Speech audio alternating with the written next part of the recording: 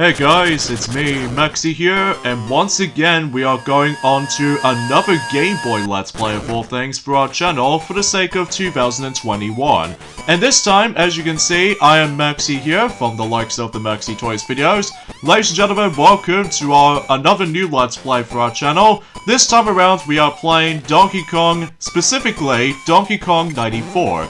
Because this game first came out in 1994, for the original Game Boy. And, yeah, I'm actually really looking forward to doing this Let's Play for you guys, especially noticeable because if you notice that this is actually a very interesting game, because this is actually, well, that was before when Mario vs. Donkey Kong was a thing in the Game Boy Advance, but as you can tell, since I no longer have myself my original Let's Play of Mario vs. Donkey Kong, I feel like trying to redo that game at some point by the end of this year. So because of this though, from now on, today's day is of course the 3rd of May today, in this case in 2021 today, and I thought to myself, I might as well able to do this game for you guys. And as you can see on screen, I'm going to be playing on the emulator, much like the forms of any other Game Boy games, mainly with the forms of Super Mario Land 2, and Ants, and also Wario Land, Super Mario Land 3,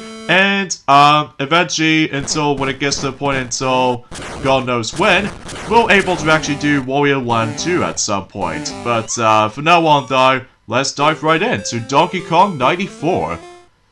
And obviously you're going to be taking control of Mario throughout the majority of the adventure, and these levels right there are actually familiar to you, because if you ever played Donkey Kong on the arcades, you might be familiar with most levels. Specifically, we actually ended up on 25M, which is a very standard easy level if you manage to able to try to dodge a lot of barrels and such. And the next level we're going to be hitting to is 50M, which is originally exists in the arcade version of Donkey Kong. Whilst compared to the NES counterpart, this level does not exist at all. So, but either way though, in this level in particular, we need to dodge pies as well as those little Plottaboo flames, as you can see here. Now, Mario is actually a lot more versatile compared to the forms of how it does it on the arcade. Oh gosh, I'm gonna get surrounded, aren't I? Oh, jeez Louise. Oh, God, that was so close. Will handstand will do this? Hold on. I didn't make it through. Oh, that was bad. First step of the playthrough, folks. First step of the playthrough. Wow, that was a bit of an embarrassing start. But, regardless of such, though, I might as well get my extra life back. So, or in this case, I might as well grab an extra life, I should say. So, at least that helps. So, anyway, as far as you know, that Mario is actually a lot more versatile compared to the forms of how it does it in, well, let's just say in Donkey Kong the original for the arcade, is that, as you can tell, that Mario can no longer try to able to fall to his death from a, well, let's just say a smallest height, because now he can able to just drop whenever he wants to. But just be very careful though, especially noticeable when we discuss more about that particular game until later on. So, yeah, from now on though, let's move on to 75M, easily the hardest levels in Donkey Kong for the arcade, but since that Mario's moveset is actually a little bit more versatile, and especially noticeable for much more of the improvement over the likes of how it does in the original, so this means his speed is actually much more faster now, so now we're on to the last level, which appears to be, well, 100M, and basically, just like in the original Donkey Kong, basically, we need to get rid of those little, platform usually attaches to the forms of that, you know what I mean. It has been a while since I actually played Donkey Kong on the arcade, but either way though, as you can see, Mario actually pulled off a lot of movesets this time around, such as, for instance, the handstand jump, as well as the triple jump, if you manage to time your jumps correctly. And in addition to those specific stuff, is that Mario can able to perform a backflip jump, which can be very noticeable in some scenarios. And oh dear, looks like the game was not over yet, because this is the beginning. And the actual emphasis on this though is the fact that, as you can actually expect it, that Donkey Kong once again kidnaps Pauline, and it's up to Mario to save her. Now here's the actual main gameplay of Donkey Kong 94 comes into play. That's what appears to be body forms of, as you can see on the cinematic cutscene, as you can see. Mario needs to grab the forms of the key, and then take it all the way to the door. Which, that would be a much more of a, well, that was before when Mario vs. Donkey Kong was a thing for the Game Boy Advance of all things. But, either way though, let's dive right into the very first world in the game, which appears to be Big City. Just in case you weren't able to get used to with how the main mechanics are for this game. And, hopefully we won't be having that much trouble, I don't think. Well, at least I hope so anyway. So, yeah, anyway, this is how the actual main gameplay works in Donkey Kong 94. Well, it's pretty obvious you can, you know, take control of Mario at all times. And, as you can see, I did manage to pick up some of those Pauline's, special items. Mainly with the forms of the hat, parasol, and especially noticeable with her handbag. If you grab all three of these items, well, this will transport you to the bonus game. And I believe, depending on the forms of the timer you can able to reach into, like for instance, for example, I didn't get anything, that's kind of a bummer. But anyway, let's move on to stage 1, 2. So, basically, if you manage to let the timer goes into, like, the odd number once you finish the level, and then able to grab all three of these items, as you can tell, basically, it'll take you to the forms of that slot machine, bonus game. But if it goes like an even number, specifically for that timer, which I'm about to show off as soon as we're able to proceed to this particular stage, so... And yeah, to be expected, I'm going to be going through likely, although it doesn't usually get the 100% accomplishment, unlike the forms of how it does on its follow-up, which is of course Mario vs. Donkey Kong, because I think I'm also able to actually just discuss onto that when we get into Mario vs. Donkey Kong Redo Let's Play, because, well, I will talk more about that whenever we get around into that. So, yeah, as you can see, since we actually finished the level within 112 seconds left, this meaning if I manage to land on an even number timer, this will take me to a different bonus game, which you have to do a button time presses, by the way, and that way you can get extra lives with this. So, honestly, I think the second bonus game is actually pretty easy when it comes to getting more extra lives, because either way though, that way you can able to actually time yourselves correctly for able to start the actual roulette wheel, and you should able to actually get yourselves a whole bunch of extra lives by then. And yes, there are some extra lives here and there as well, funny forms of those little hearts, which, seriously, what is up with Game Boy Mario games usually thinks that hearts as in 1-ups, which is kind of strange honestly, but I digress. So anyways, let's carry the key all the way to the door, and if you do so already, that's how the level ends. And by the way, you need to do this a lot for the sake of the whole entire playthrough of the game.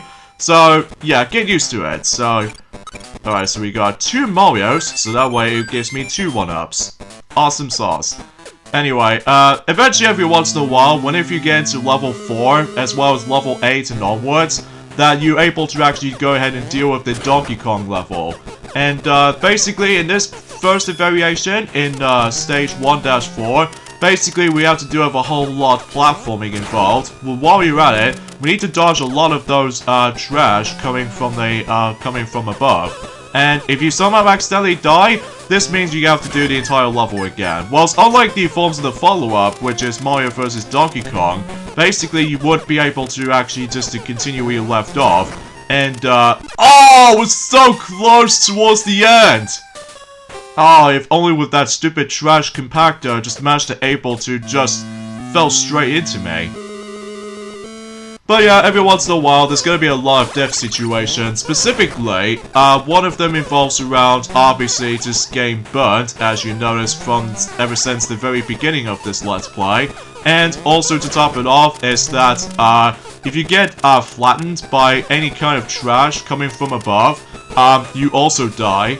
And, if you fall from the highest height, well, basically, that it also counts as a death. But luckily, if you fell into that short height, then basically you don't have to worry about just trying to able to get, you know, a massive death, unless if you get dropped from the highest height, which you do need to be very careful, because otherwise you'll get drained your lives very, very fast, at least if you know what you're doing.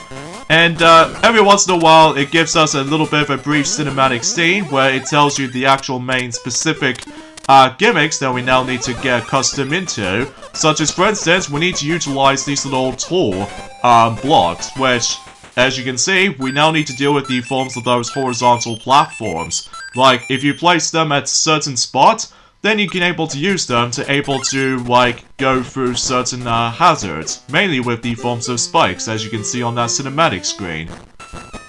So now we move on to stage 1-5, so in this case, that's what the main emphasis on this level comes into play. So, but either way though, I'll grab, yeah, you don't have to worry about this game fall off just like that, other than it will just, well, stun you for about a few seconds if you drop from, like, almost to the highest height as much as you can do. But either way though, sometimes you have to be very careful, because otherwise, again, if you really want to go for more extra lives, then, oh, jeez Louise, that fireball just almost screwed me up. But thankfully, we managed to make it in the nick of time. And by the way, if you manage to accidentally drop the key, it acts like a timer, basically, if you manage to drop the key. Because if you manage to let the key go disappear, well, basically you get out to grab that key again. Oh, sweet, mother of gloriousness. I actually got 3 more extra lives. Pretty cool stuff. Alright, so let's move on to stage 1-6. So in this case, we need to deal with, not only in terms of the forms of those horizontal platforms that we need to get a lot of usage of, but now we need to deal with the forms of those blocks that usually contains ladders. So, and climbing is very important though, because either way though, I don't think that's actually a good idea for that. My skills I just managed to able to pull off, but luckily I can able to place it someplace else. So, like, for instance, one over there. Oh my god. Well, thankfully, the actual backflip is actually come in handy, so I'm pretty pleased about that specific moveset. Which, honestly, out of all the actual, like, you know, in terms of Mario vs. Donkey Kong games, well, usually Donkey Kong 94 managed to start that tradition, like, you know, like a platforming kind of puzzle kind of game, like, basically with all the platforming in mind. Well, honestly, this game, alongside with Mario vs. Donkey Kong, will have to be one of the best ones in my opinion, just because I'm more familiar with those little platforming puzzles here and there. Although, I don't mind having the forms of Mini Mario, marching through kind of levels kind of gimmick, but it's just I'm not a big fan of that specific stuff in my opinion. But at least for this game, I can simply just able to deal with a lot of platforming here and there. Alright, so stage 1-7, so... oh, this looks interesting. And by the way, every once in a while it's the fact that you can able to actually just hop onto that trapeze, and then basically you would be able to, like, get yourselves a big massive jump if you manage to time your jumps correctly if you hold down the directional pad up. So, although originally I was gonna able to get the original cartridge version of this game, but for whatever reason I haven't got around into it. I think it's mainly because of how the fact that maybe I just had my nostalgic when it comes to the forms of Mario vs. Donkey Kong. In fact, Mario vs. Donkey Kong for the Game Boy Advance was actually my first ever Game Boy Advance game I've ever played, and there goes my another death. Oh boy, not a great start for this video, but I do apologize for that, but hopefully at some point during on Wednesdays and Fridays for uploading schedules for that front, I will able to actually do a slightly better run, so... anyways, let's try this again, and hopefully we should able to succeed by that point. So, and I suppose another thing I should probably explain about this too, that we've only just got about 1 month left until he reaches to summer season. And I'm still really hoping that summer will be a, well, for the sake of this year, it will be a lot better than the, how 2020, summer goes. It's pretty bare bones as you can get. And I don't think I can probably make it there in time because of that platform will able to disappear, so... and by the way, if you accidentally toss the key into that bottomless pit, the key will actually reappear, so you don't have to worry about just restarting the level and stuff like that, so... alright, so I have to act out fast, and... oh, made it! Whew, that was actually pretty close. And plus, I might able to actually just trying to get... I'm not trying to get 3 more extra lives if I was gonna able to do this bonus game here, so let's see. Oh, when I get something good, 2 extra lives. Okay, that's fine by me. And that reaches me to 26 lives, so pretty cool stuff. And now let's move on to the last level in Big City, where usually at the very end in each level, we need to take on new forms of Donkey Kong. And basically, in order to deal with this particular first encounter with Donkey Kong right here, all you have to do is just I somehow being like an idiot. Anyway, we'll try that again, even though it might be pretty hard to get used to with this game, unlike the follow-up in my opinion, just because I get it, it's all retro-based, but it's just that sometimes my jumps can be a little bit slippy at times. But I'll try to get used to it though, so don't worry. So anyways though, in this fight, all you have to do is just basically we need to toss the barrels right back at him, and I believe he has like 3 hits. So, and if you manage to do it, likely so for 3 times, much like in certain Mario games, specifically ever since, well let's just say, the Koopalings from Super Mario Bros. 3 / Super Mario World, and you name the rest. And basically if you do like 3 hits, then he's over and done with. Although, unlike the follow-up, though, which is Mario vs. Donkey Kong, that he will have, like, 4 hits, as opposed to 3, so... There we go, folks, that pretty much wraps it up for Big City. It's a very nice introducing world, aside from the fact that we actually have a different theme. In fact, it almost reminds me of the Sonic Advance 3, where it starts off like a Big City Heights or something like that. So, yeah, it does remind me of that.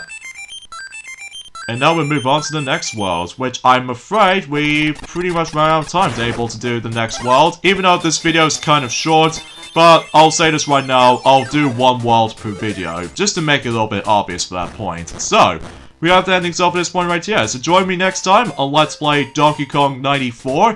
It's the fact that we are moving on to the next world, which appears to be the forest, so this should be exciting. So I'll see you guys until on Wednesday. Later, fellas.